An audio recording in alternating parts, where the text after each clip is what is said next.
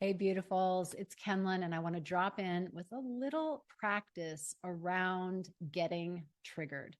We've been talking about it on the sisterhood activations, and it feels like it's time to revisit how do we handle getting triggered? Okay, so we got to presence a few things. First of all, we get to presence that it's natural to get triggered. Triggering is a gift. Triggering is a gift.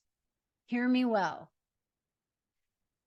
The gift is to see yourself. You have no idea where you're at on the pathway of evolution, which is a hierarchical pathway. There are levels. That's why we say up level your growth. There are levels, and you don't know where you are until you get triggered. It's not good and it's not bad. We are not talking about that. Your fundamental heart nature, your Buddha nature is good. But we incarnated as messy humans. And our job is to fully accept our human experience and be fully human while also growing ourselves up, right? That's what we're here to do, is to grow up as a human, become spiritually mature. And that takes practice. And we don't know where we're at until others show us where we're at. So if you can hold that space for you to see, like, how surprising, I got triggered by that. And what does trigger even mean? It's an emotional response of taking something personally and having a personal emotional reaction to it. So it really takes us out of our power, because as you can see, if I am getting triggered by you, then all the power is over there with you. You had the ability to cause a state change inside of me. Now I'm not in peace because of something that I interpret what you said to mean something about me, about my beliefs, about the world, whatever. So I'm in reaction. And when I'm in reaction, I'm not in my power. And that's okay, actually. It's part of being a messy human. But when I spot it, then I can course correct it. So, one of the main things to know on the pathway of spiritual growth is that nothing is separately real. So, I don't carry that as a truth, like it's black or white. I carry it as a principle that I work with. So if you get to know me in my work, I use a lot of things as distinctions, and distinctions are not here to be proven true. They are here to be used to see how workable they are to produce a result. And the result for me is climbing that ladder, growing myself up. So if it serves you, use it that way, because we're in duality. So anything I say, you can always argue the equal and opposite, but that's not really the point, because there's no thing that I will be able to share with you that you can't argue the opposite in duality. Now, outside of duality, in the third way, there are things that just are, and they have no opposite, but then it's like you can't describe it because it loses its, every time you go into language, you're now in duality. So you get the construct we're working with. So I work with that main construct, which is called nothing is separately real. The other is you. So when someone is triggering you, they're showing you an aspect of you. And there's a lot to say about that, because if you're on a lower level, you might argue with it. And this video really isn't for that. I'm not here to prove that. I'm here to actually show people who get that how to go to the next level. So let's keep going. So when you get triggered, not even if, when you get triggered, when you have an emotional response to something, it is your number one indicator to go in. As much as you can provide spaciousness inside yourself, and I'm like doing this thing with my hands, right? Because it's spaciousness. I'm giving myself some spaciousness. And if I practice spaciousness, then in the moment of fire, in the moment when I'm tested, I will probably have trained myself to be spacious, to give myself and the other spaciousness. If I haven't trained myself, I'm going to be reactive. So we were talking about it today on the sisterhood activation. Like, what if you get a text message that really pisses you off?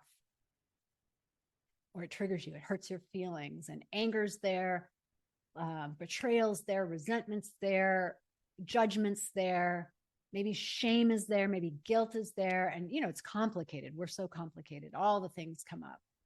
And what's our first response when we're in reactivity? It's like, bam, I'm going to respond back and I'm going to, but you and whatever, you'll find some creative ways of saying you, blaming. So here we go, back in the matrix. So now we're in the matrix and we're contributing to the negativity of the world rather than holding it up through our positive light. And that doesn't mean that we bypass, but it means that's an invitation. So if I could not respond, even if the person says, you must respond to me now. No, I must not. Boundaries. Put the phone down and go take a walk or go dance. Move the energy, not to like bypass it, just move it. So it's not so stuck as a thought form. And then you can come inside. Or if you're practiced, you can just come inside. Breathe in. I'm like doing it right now. Peripheral vision spans out. You've got like a gaze, focused gaze. Now my peripheral vision is engaged. Can you do that right now where you see straight, but you're actually soft focusing and allowing your peripheral vision? Because now you can become aware of more of your body. You can become aware of your heartbeat. And then you can just ask the question, what's going on here? What's happening? That right there is very healing because your system, there's a little child in you that wants some attention and you're giving it to them. Hey, what's going on? That was pretty intense. What's going on? Wait for the answer. You've got many different parts of you. They all want to share something, or somebody wants to share something. You might have a memory. It might be visual. You might see something. You might have a feeling. You might have a sensation in your body. All of that is giving you information. Your body is so intelligent. So go back to that. Breathe into it. Focus on it. Breathe into it. What's there? Like a fractal, right? You have all these options, but then there's one thing that's pinging you and highlighting. So you go into that and you're going to enter a universe. And in that universe, you're going to see something or hear something or just know something or feel something that will give you insights. And there you can tend. There's the tending. Oh, that reminds me of when my mother did this when I was 10 years old. Yeah. We usually can't make those associations unless we slow down. We need to be slow to make those associations. We need to pause. So what do I do if that person's right in front of me and I'm triggered? I name it. I say, wow, I'm really triggered. That really got me. And I need to figure out why before I continue. I could say that, or I could say, whoa, I need to catch my breath here. Can you give me a minute? I'll be right back, or whatever, or I'll be back in 30 minutes, or I've got to hang up the phone. I have to tend to something. I'll talk to you a little bit later. Because sometimes we need space and time. We don't always know in a flash. But when we practice giving ourselves space through words, and we actually give ourselves space, then our embodiment leads the way. So the next time we're triggered, we already know we're not jumping on it. We already know that a part of us is aching and yearning to talk to us, that we want to have that conversation first. And so then we start to develop skills. And the skills are the skills of pausing, giving space, contemplating. And then there's a part 2 to this, which I won't go into here, but it's part of what I teach. It's going to be going into how do I use words, language to share what it is to the other, to let them in on what's been going on with me, to be transparent. So it is to be in relationship with that person if I want to be, if I choose to be, if that's an appropriate thing for me, to let them in on what's going on. And that takes a level of skillful communications. And other times it just takes removing yourself from the situation. I am a big fan of boundaries coming from your sovereignty, coming from what's true for you. And we ultimately move beyond needing to totally wall off things that we disagree with or that trigger us.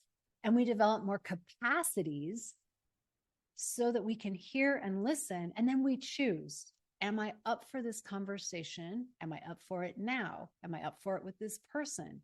And that spaciousness allows us to make those choices and then share with that person the choices that we're making.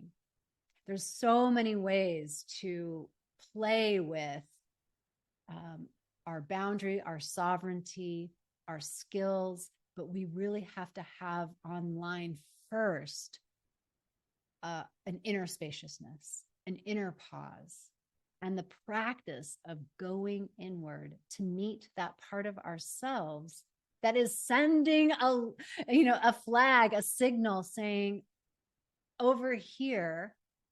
And then in triggers, if we take the bait and we make it out there, we've missed the opportunity of what's in here.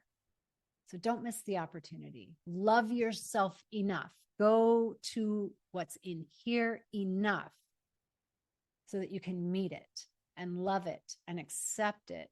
And therefore, it takes care of itself and you become more spacious, a person with more capacity and more love to shine through you.